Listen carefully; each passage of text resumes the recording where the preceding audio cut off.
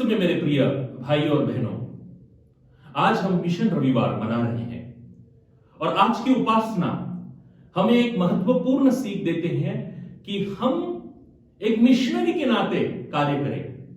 आज के सुसमाचार में प्रभु यीशु कहते हैं जो कैसर का है वो कैसर को दो और जो ईश्वर का है वो ईश्वर को दो। इसका अर्थ क्या है?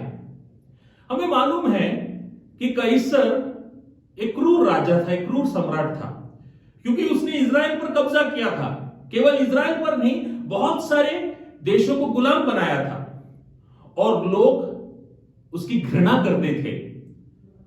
और हमें यह भी मालूम है कि रोमी साम्राज्य के हर एक सिक्के पर कैसर का चिन्ह था, उसका मुद्रण था।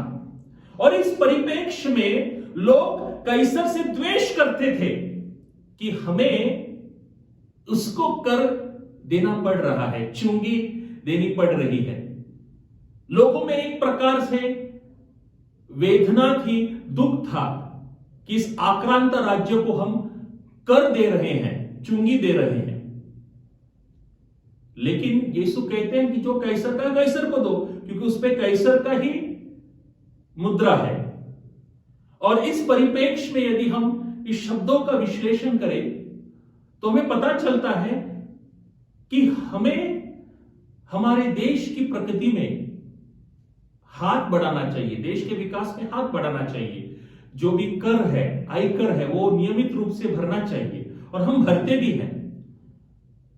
और यीशु आज कहते हैं कि जो ईश्वर का है वो ईश्वर को दो। इसका अर्थ यह है कि प्रत्येक व्यक्ति जो है, प्रत्येक मानव जीवी जो है, ईश्वर की प्रतिमा के अनुसार सृजित है।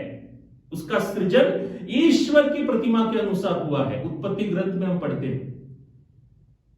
तो कौन सी बात ईश्वर का है? हम ईश्वर के हैं। हम सब में ईश्वर की प्रतिमा है।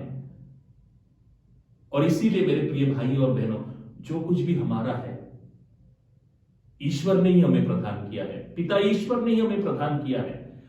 और यह हमारा कर्तव्य है कि हम उसे वह सब कुछ अर्पण करें। और मिशन रविवार हमें इस तथ्य को बखूबी निभाने की प्रेरणा देती है।